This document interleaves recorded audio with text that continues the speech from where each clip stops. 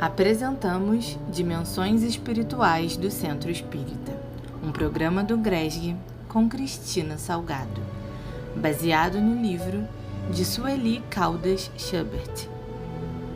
Bons estudos! Olá, muito bom dia, muito boa tarde, muito boa noite. Eu sou Cristina Ananias e estamos iniciando o mês de janeiro, dando continuidade ao estudo do nosso livro Dimensões Espirituais do Centro Espírita, de Sueli Caldas Schubert. Rogo a Deus que tenhamos um estudo maravilhoso e que, especialmente, tenhamos um novo ano de 2024 com muita saúde, com muita prosperidade e muitas alegrias. Que os desafios, quando acontecerem, possam ser superados sempre com determinação e muita fé em Deus. Então, nós vamos agora compartilhar a tela para darmos início aos nossos estudos.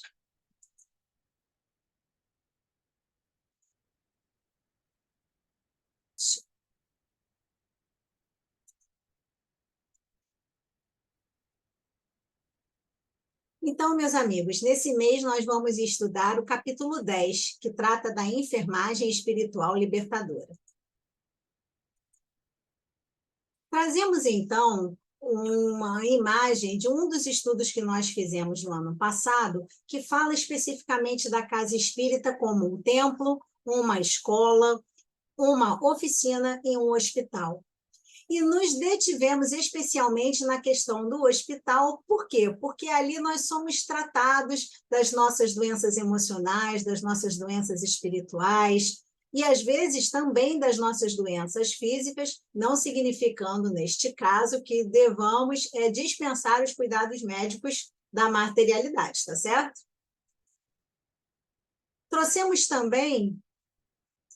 deixa eu passar para cá. Sim. Trouxemos também os objetivos das reuniões mediúnicas, que também estudamos no ano passado, né? Então, o primeiro objetivo das reuniões é a instrução dos participantes encarnados. Então, qualquer que seja a finalidade da reunião mediúnica, o primeiro objetivo a ser alcançado é, de fato, a instrução dos participantes encarnados. Por quê? Os participantes encarnados, dentro dessa reunião, têm a oportunidade de refletir sobre tudo o que acontece, de fato, com os nossos irmãos desencarnados, com as experiências que eles nos trazem. O segundo objetivo é a importância do aprendizado para os participantes das reuniões mediúnicas. E aí somos todos nós, encarnados e desencarnados. O terceiro objetivo é nos pôr em contato com os espíritos sofredores, que podemos aliviar e cujo adiantamento podemos facilitar por meio de bons conselhos. Esta finalidade ela está perfeitamente embasada com os ensinamentos de Jesus, que definiu claramente a importância das terapias socorristas aos espíritos sofredores da erraticidade, ao recomendá-las aos seus discípulos, conforme visto em Mateus, no capítulo 10, versículo 4.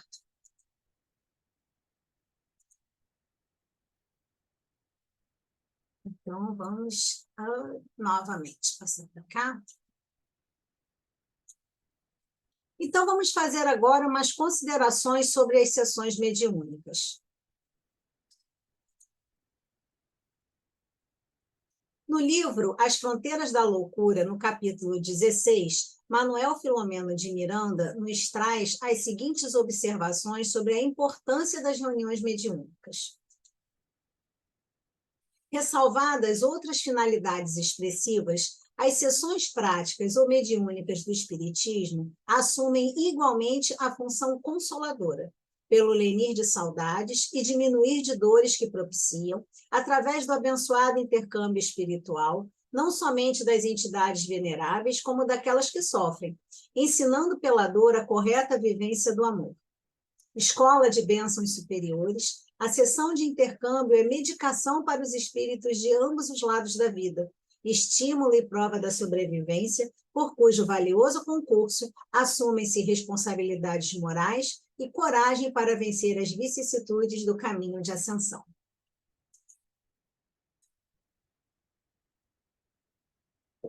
Com isso, nós trazemos uma outra observação, que não está presente no capítulo que nós estamos estudando, especificamente do livro Dimensões Espirituais do Centro Espírita. Mas nós achamos importante trazer esses esclarecimentos, porque nas reuniões mediúnicas, normalmente, né, nós recebemos as comunicações dos espíritos em sofrimento nas reuniões específicas de desobsessão.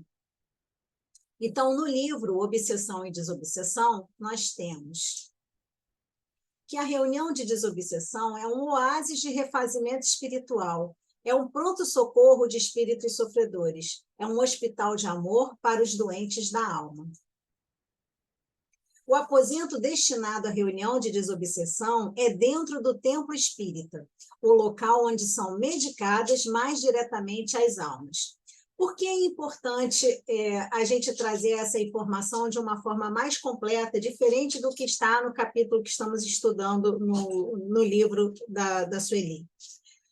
Porque no livro da Sueli não traz essa observação dentro do templo espírita, ou seja, dentro da casa espírita.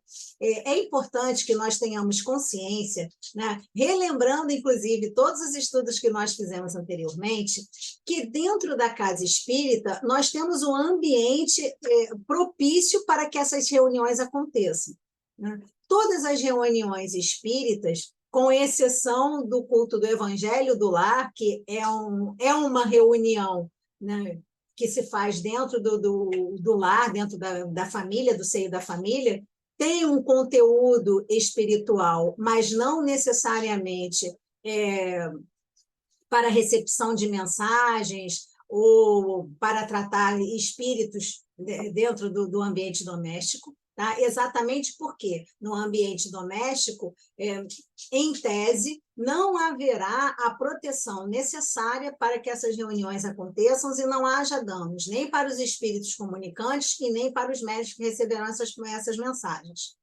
Então, é importante que nós tenhamos em mente que dentro da casa espírita nós teremos o ambiente devidamente apropriado, né?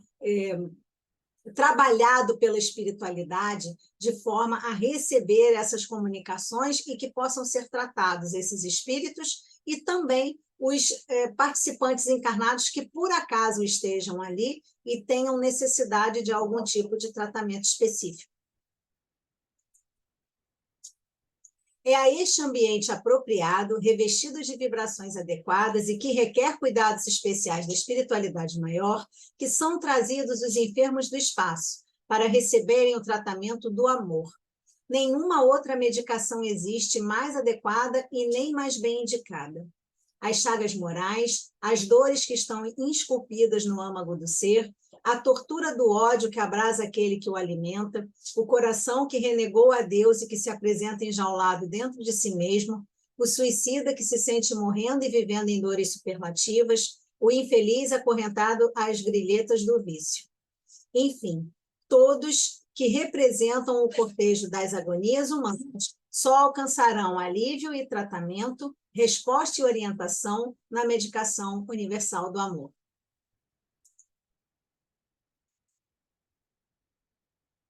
Para os encarnados, tais reuniões são de extrema utilidade, pois ali não somente colhem ensinamentos, mas, sobretudo, exemplificações, lições vivas que nos marcam profundamente e nos acordam para as nossas crescentes responsabilidades, ao mesmo tempo em que nos identificamos com os dramas descritos pelos comunicantes, sentindo que eles são nossos irmãos em humanidade e que suas dores são também nossas. É muito importante nós entendermos que nós encarnados, né, quando nós participamos de uma reunião como essa, uma reunião mediúnica, e que tem também como finalidade ser uma reunião de desobsessão, que nós estamos ali tratando de irmãos nossos, irmãos em humanidade. E que é muito importante nós entendermos que nós recebemos as lições através dos exemplos. Nós teremos condição de refletir sobre algumas questões importantes da nossa vida, né, presente, a partir dos relatos e das dores que esses irmãos nos trazem. Então, todos ali somos tratados. Isso é uma bondade divina, né? Porque, pelo exemplo, nós temos condição de modificar algumas questões importantes da nossa vida. Lembrando que, enquanto estamos a caminho, sempre temos oportunidade de mudar o nosso presente, o nosso futuro e ressignificar o passado. Os trabalhos desobsessivos são visivelmente úteis aos participantes do plano físico e são também muito valiosos para os desencarnados. André Luiz relata que um número muito grande de criaturas, ao abandonar a veste carnal, mostram-se inconformadas com a nova situação que enfrentam e são tomadas de mórbida saudade do ambiente terrestre, ansiando a todo custo pelo contato com as pessoas encarnadas, de cujo calor humano sentem falta. A sala onde se realizam os trabalhos mediúnicos representa para tais seres a possibilidade de entrar em contato com os que ainda estão na Terra e de receber destes as vibrações magnéticas de que carecem. Então, quando nós, médiuns, temos a oportunidade de dar passividade à comunicação de um espírito em sofrimento, nós estamos também colaborando para o tratamento desse espírito no tocante da necessidade dele de sentir a vibração ainda de um corpo materializado, de um corpo encarnado. Por quê? Dependendo de como esteja a situação desse espírito, ele ainda tem necessidade de sentir essa materialidade, de experienciar esse contato com um corpo de carne, com um corpo humano. Então, com isso, é possível também colaborar no tratamento desse espírito que está em sofrimento e também para nós nos aproveitarmos da oportunidade de ajudar, né, como solidariedade, como fraternidade, e também de colher os ensinamentos necessários de acordo com o que esse irmão trouxer para a gente na mesa mediúnica.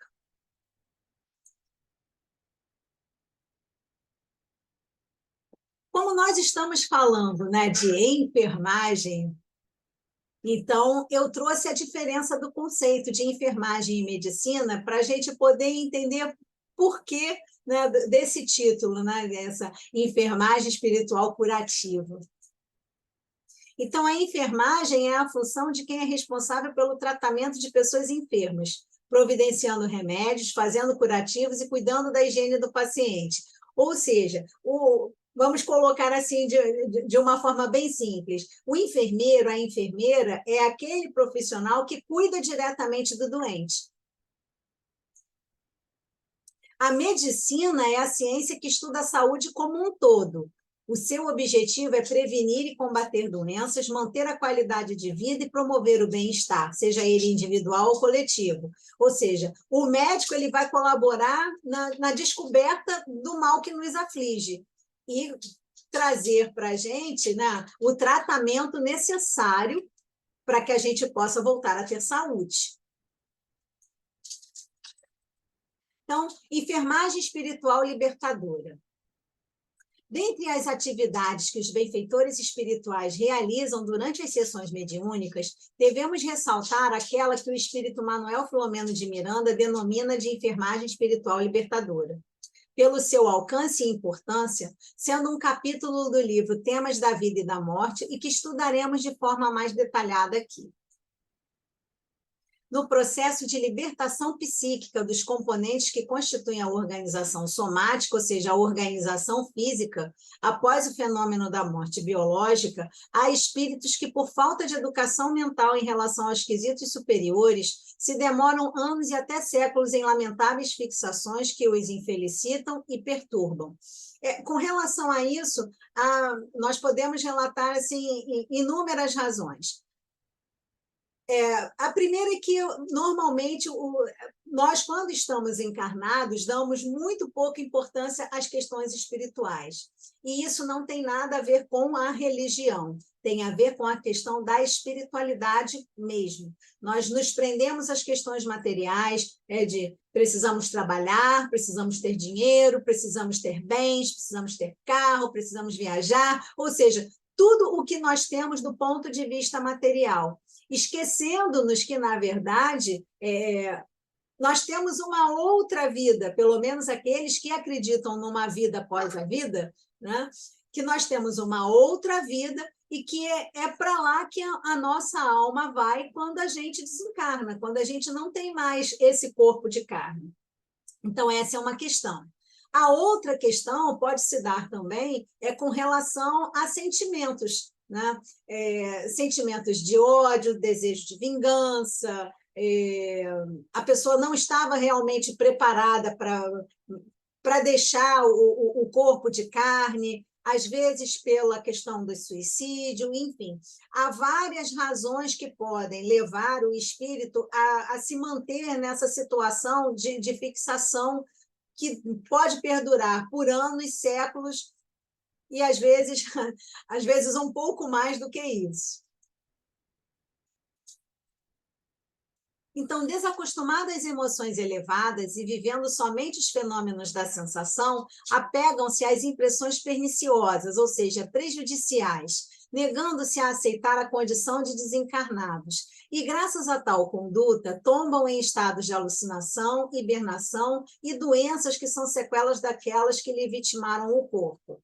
Muitas vezes, né, quando a pessoa desencarna por motivo de doença e ela não aceita essa condição, essa questão da doença fica impregnada de tal forma no perispírito dela, trazendo a ela a sensação de todas as dores e de todos os males que lhe causavam no corpo físico. Então, dessa forma, sem aceitar a condição de desencarnado, fica impossibilitado esse espírito receber auxílio durante esse momento, porque ele precisa estar disposto a ser ajudado, né? Então, se ele não aceita a ajuda naquele momento, ele não pode ser encaminhado para um local de tratamento onde teria certamente os cuidados necessários para que esse mal que está impregnado no seu perispírito possa ser devidamente tratado. Amor e ódio, renúncia e apego, bondade e mesquinhez constituem mecanismos de libertação ou algemas escravizadoras que caracterizam cada ser após o desenlace físico. Então, nós somos aquilo, né? Enquanto corpo, nós somos o que comemos, né? Nós nos alimentamos de determinados alimentos ou de produtos alimentícios, e isso pode trazer para a gente saúde ou doença, mal ou bem. Enquanto espírito, nós nos alimentamos dos nossos sentimentos. Então, se carregamos mais amor, temos mais mecanismos de libertação. Mas se carregamos mais ódio, temos mais mecanismos de algemas. Estaremos mais presos a sensações que nos fazem, que nos impedem, na verdade, de promover a nossa própria cura espiritual.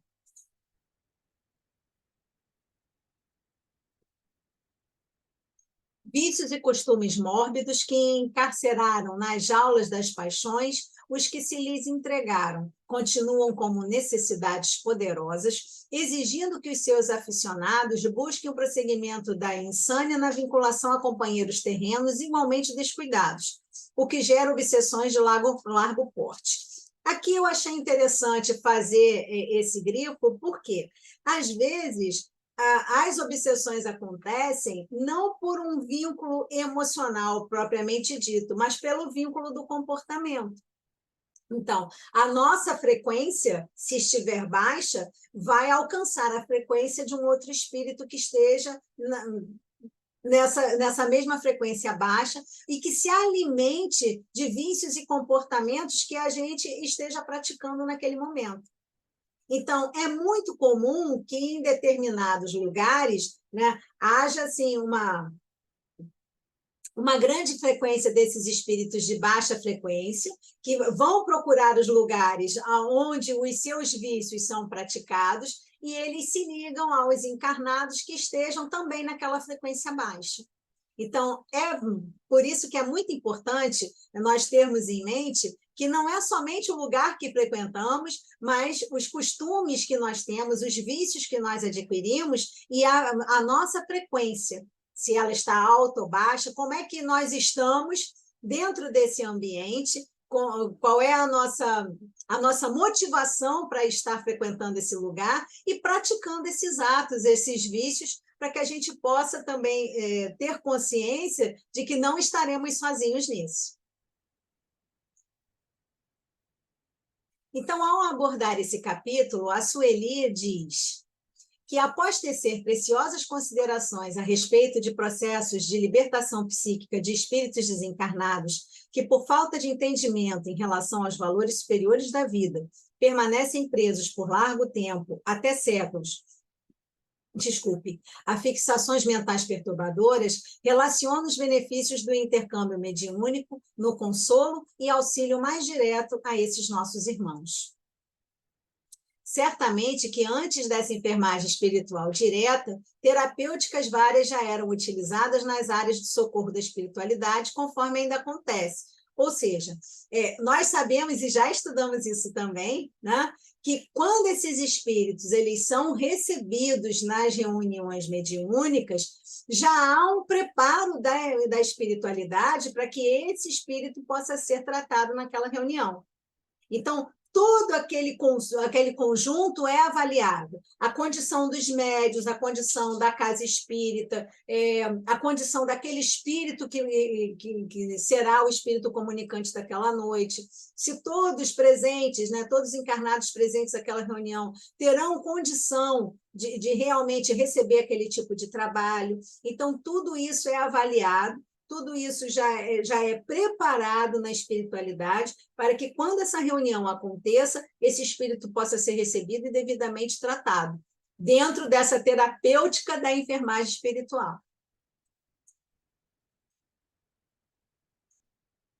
Então, vamos agora falar sobre os benefícios do intercâmbio mediúnico.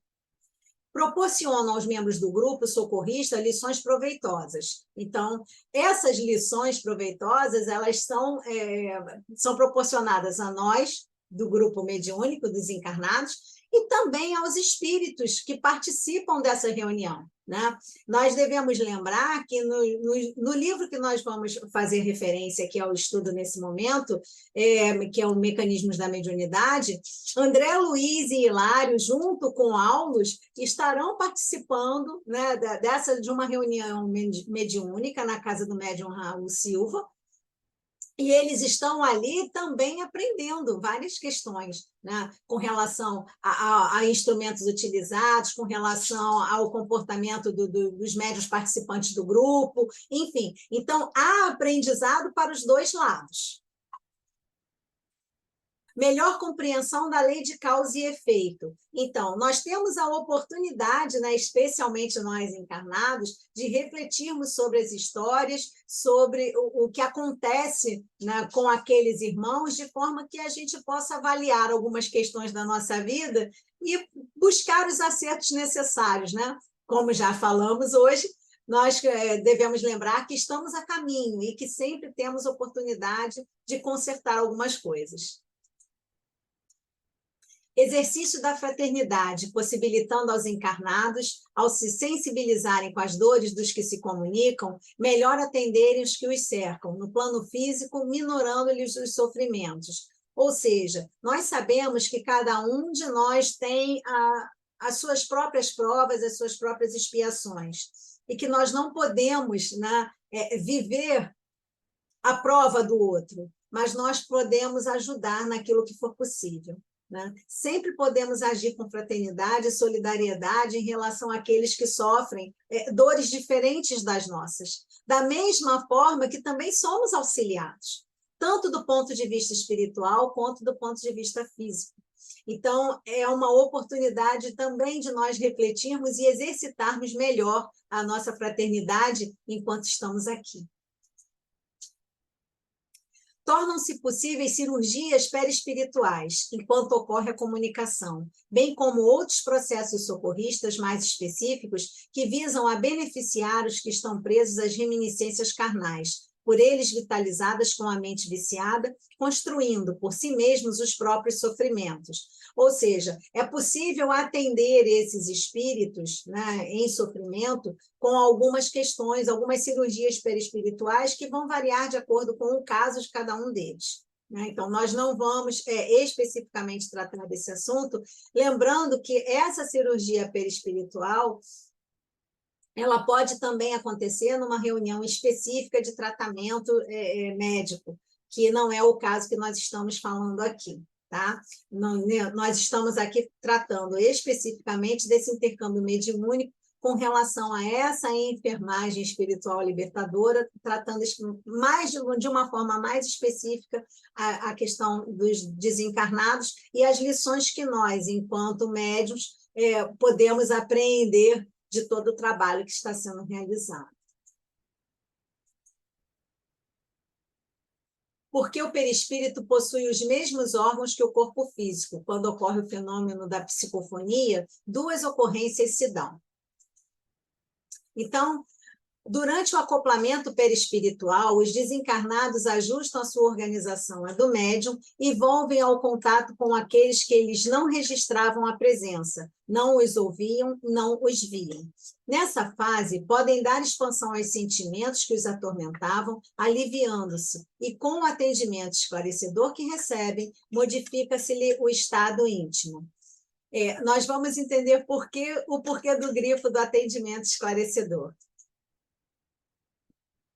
No intercâmbio natural, ocorre um choque fluídico, pelo qual as forças anímicas do percipiente rompem-lhes a crosta ideoplástica que os envolve e lhes absorvem os vibriões mentais, qual esponja que se encharca, diminuindo-lhes expressivamente a psicosfera negativa que respiram, permitindo-lhes o diálogo no qual se dão conta da morte, remorrendo para despertamento posterior em condições lúcidas, que propiciam aos mentores conduzi-los a postos, hospitais de socorro ou escolas de aprendizagem, nos quais se capacitam para futuros cometimentos. Então, quando o espírito, durante a reunião mediúnica, ele se permite ser ajudado, se libertando daquela dor que impede que ele seja tratado, ele efetivamente abre espaço para que a espiritualidade possa encaminhá-lo para o tratamento adequado.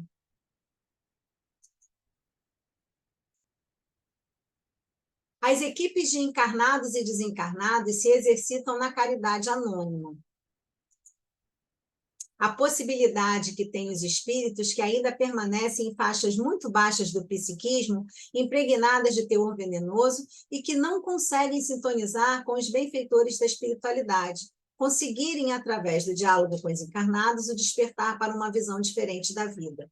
E aqui nós vamos trazer a questão que nós vimos anteriormente do atendimento esclarecedor. Vamos fazer um parêntese com relação a isso. Ainda se usa, né, de uma forma muito específica o termo doutrinador para aquele membro da reunião mediúnica que conversa com o espírito comunicante. O fato é que, quando a gente usa esse termo, muitas vezes o próprio espírito ele se sente intimidado. E ele começa também, né, nós já tivemos a oportunidade de assistir algumas situações como essa, que ele também começa a questionar aquele membro, sabe, colocando para ele que ele não tem condição de estar criticando algumas situações que o espírito esteja colocando ali. Então, quando a gente substitui esse termo, a gente traz mais para próximo desse espírito. O atendimento esclarecedor é diferente da doutrinação, porque a doutrinação, ela praticamente impõe a esse espírito uma condição que ele não tem, assim, ele não tem percepção, ele não tem meios de aceitar isso dessa forma, mas como um atendimento esclarecedor, é um irmão conversando com outro irmão. É como se houvesse ali, de fato, um aconselhamento. É como se amigos estivessem conversando, né? Eu estou ali desabafando as minhas dores e tenho ali uma pessoa que me escuta, uma pessoa que me orienta, uma pessoa que me aconselha. Então, eu acho, né, e aí é uma opinião realmente minha, que a substituição do termo doutrinação para o atendimento esclarecedor traz para esse espírito comunicante, de fato,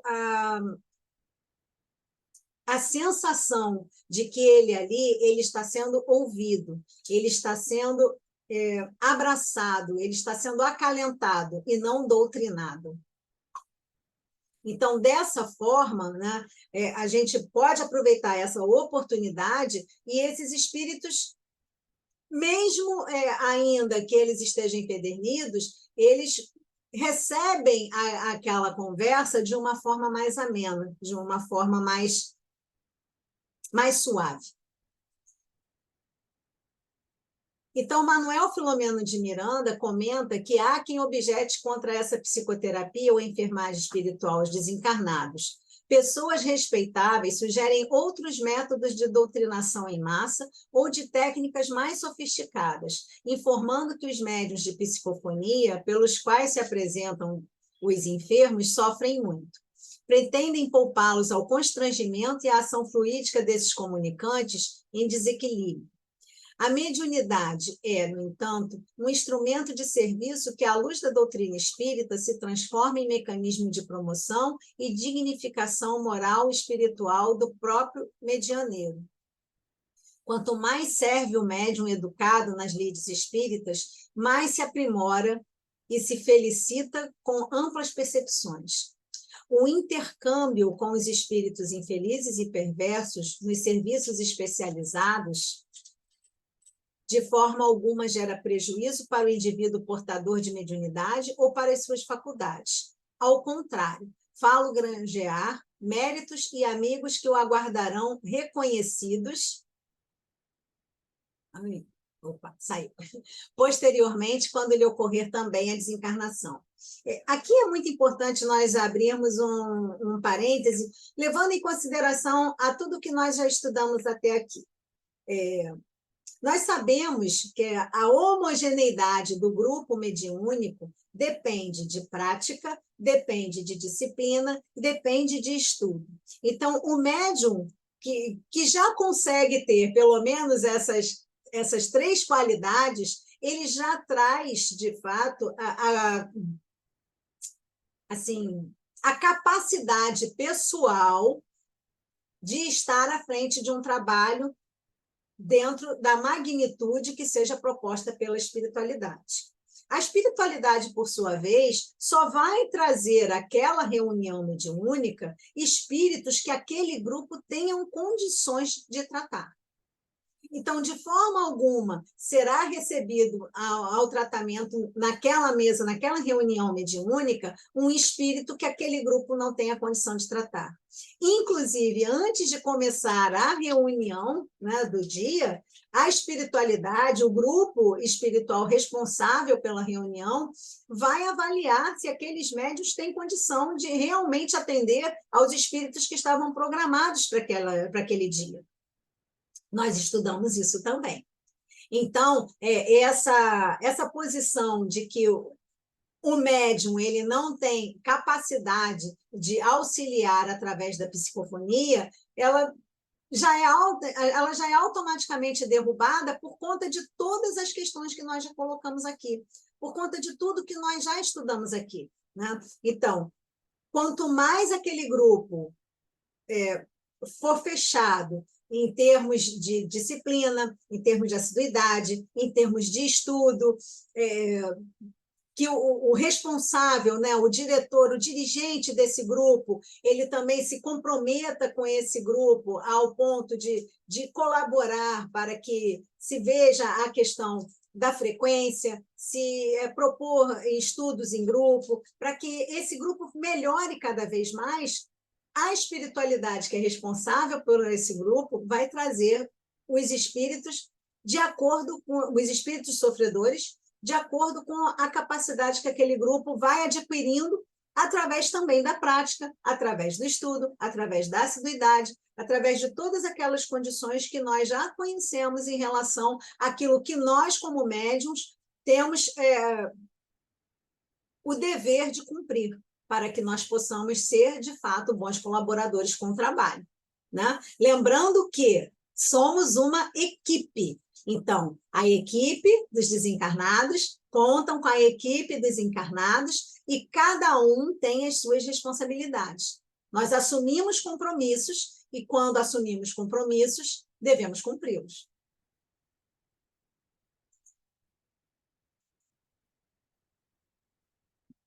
Em muitas situações ocorridas nas sessões mediúnicas, temos tido o ensejo de verificar a atuação dos espíritos médicos e enfermeiros, atendendo e medicando os comunicantes, e especialmente quando se apresentam mutilados, desfigurados, os casos de zoantropia, de monoideísmo, como também os que se sentem presos aos sofrimentos dos últimos instantes da vida física.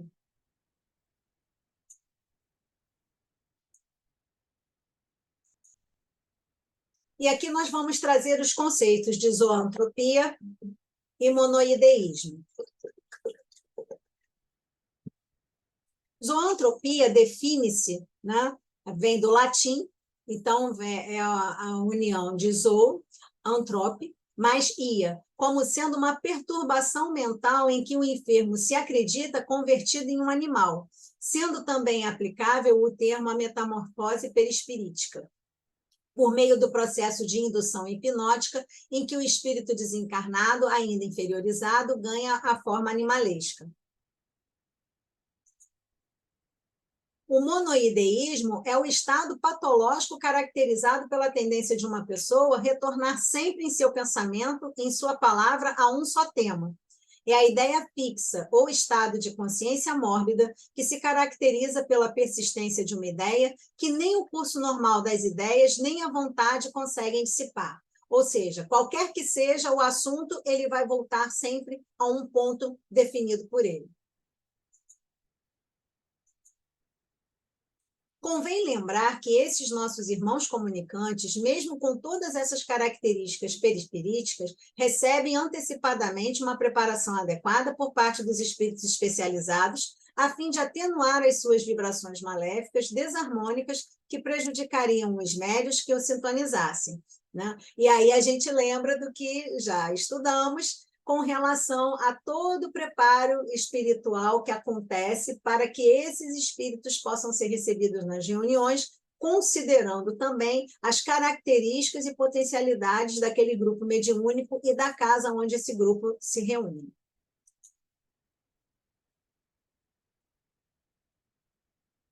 Vamos trazer os relatos de algumas manifestações de espíritos em grandes sofrimentos e desfigurados. Comunicou-se uma entidade que apresentava fisionomia bastante modificada, simiesca, queixo projetado, com pelos no rosto, nos braços, que se sentia como um animal. Embora com dificuldade para falar, dizia que era um bicho e que não queria sair deste estado, queria permanecer na furna onde estava. O esclarecedor, com muito carinho, procurou trazê-lo de volta à realidade, afirmando ser ele um filho de Deus, um irmão nosso, que merecia ser feliz, ser amado e etc. Depois de um certo tempo, diante das argumentações do doutrinador ou esclarecedor, ele se emocionou e percebeu que desejava ser amado, que desejava uma vida melhor. Nesse momento, sentiu que toda a sua aparência se modificava. Observamos a ação espiritual magnetizando a fim de auxiliar a sua libertação. Outro comunicante trazia as pernas muito grossas, disformes, cobertas de crostas e feridas, pés enormes e inchados. Não conseguia mover-se. A certa altura, sob o amparo espiritual, sentiu que toda a crosta se desprendia à semelhança da casca de uma árvore, e suas pernas e pés voltaram à normalidade. Um dos espíritos mais necessitados se apresentou disforme de tal maneira que é difícil explicar, como se fosse, por comparação, a parte do corpo de um polvo sem os tentáculos. Passava-me a sensação de estar como que debruçado às minhas costas.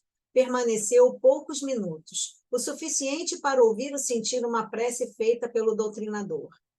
Antes de estabelecer a ligação conosco, o mentor pediu-nos que informasse ao doutrinador ou ao esclarecedor, qual a situação do espírito e que, neste caso, só algumas palavras e uma prece seriam ditas por ele. Também recebeu passes durante os breves momentos em que esteve em nosso ambiente. Observamos que ali mesmo foi realizado um processo de tratamento que escapa à nossa compreensão. Um caso como este só aconteceu uma vez em nossa prática mediúnica. Por certo, naquela reunião, todo o grupo esteve em condições de cooperar com a espiritualidade nesse tipo de socorro. Por que fizemos esse grifo? Levando em consideração a todas as observações que nós já lembramos aqui. Tudo é anteriormente avaliado pela espiritualidade. Desculpem. O espírito que será tratado, o espírito que será trazido àquela reunião, ele já recebe um pré-tratamento dentro do ambiente espiritual, na erraticidade. No momento da reunião, são avaliadas todas as condições dos médios que participarão do trabalho naquele dia. E dessa forma, será trazido esse espírito ao tratamento naquele dia, dentro da programação ou não. Então, a própria Sueli coloca essa observação e nós trouxemos ela grifada para, de fato, chamar a atenção da nossa responsabilidade, né? Não devemos levar em consideração que o trabalho é somente da espiritualidade. Nós também devemos levar em consideração que o trabalho também é nosso. Nós temos um compromisso, nós temos que cooperar da melhor forma que pudermos. Mesmo que nós tenhamos todas as nossas questões materiais a lidar, o nosso dia a dia, a nossa rotina, os nossos desafios, nós devemos lembrar que temos um compromisso e que devemos nos preparar, né, sempre para esse compromisso, para que nós possamos auxiliar espíritos como esse que foi auxiliado nessa reunião.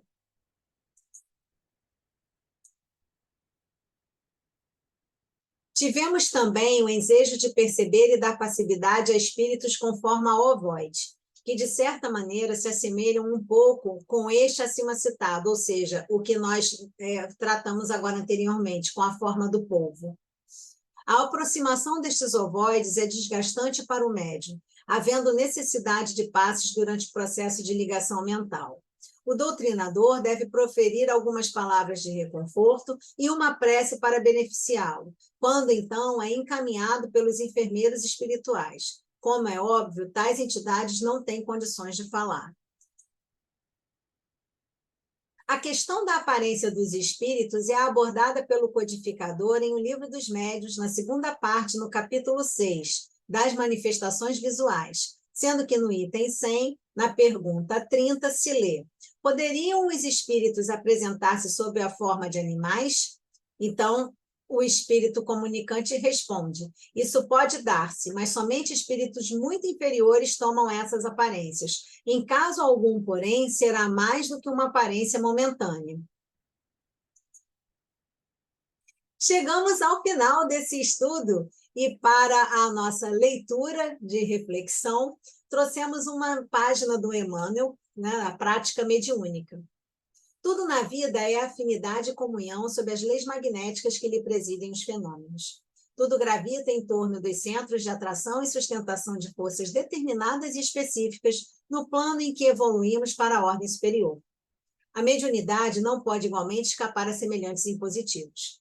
Almas ignorantes atraem criaturas ignorantes. Doentes afinam-se com doentes. Há entidades espirituais que se dedicam ao serviço do próximo em companhia daqueles que estimam a prática da beneficência, tanto quanto existem inteligências desencarnadas que, em desequilíbrio, se devotam a lamentáveis alterações da tranquilidade alheia junto das pessoas indisciplinadas e insubmissas. Obsessores vivem com quem estima perseguir e vampirizar, e comunicantes irônicos somente encontram guarida nos companheiros do sarcasmo. Eis porque, acima da prática mediúnica, examinada sob qualquer aspecto, situamos o imperativo da educação em nossos círculos doutrinários.